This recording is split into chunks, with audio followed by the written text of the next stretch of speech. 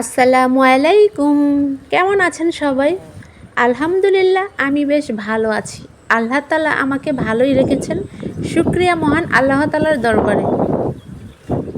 তো আজকে বিশেষ একটা কাজে একটা জায়গায় গিয়েছিলাম।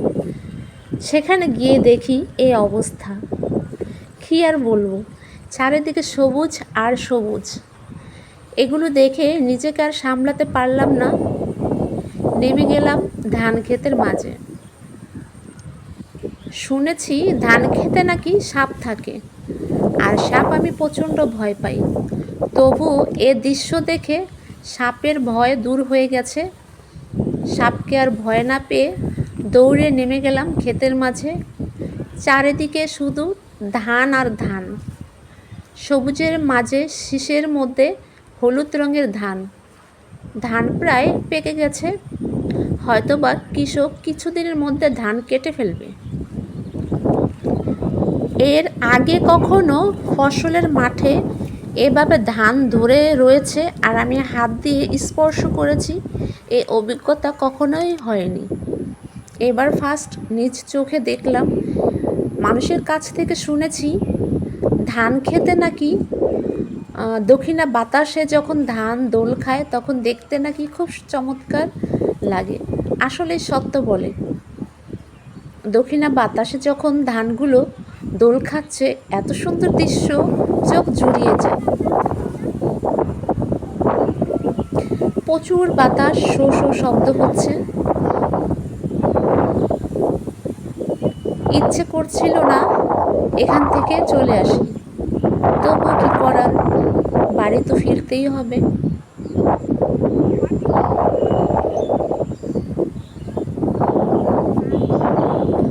এখানে যাওয়াটা আমার সার্থক হয়েছিল। গিয়েছিলাম এক কাজে, সেখান থেকে চলে গেলাম অন্য আরেক কাজে।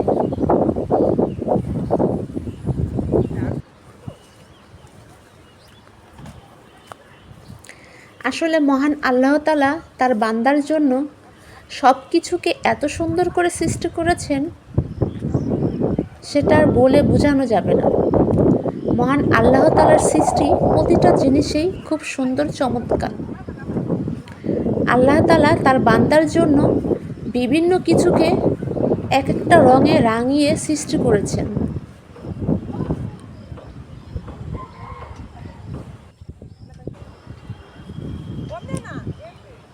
মহান আল্লাহ তাআলার সৃষ্টি অপূর্ব সুন্দর।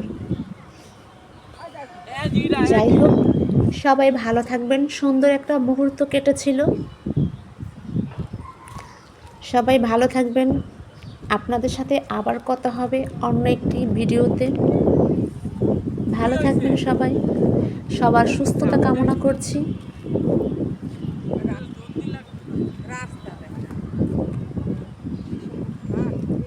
আল্লাহ হাফেজ। আসসালামু আলাইকুম।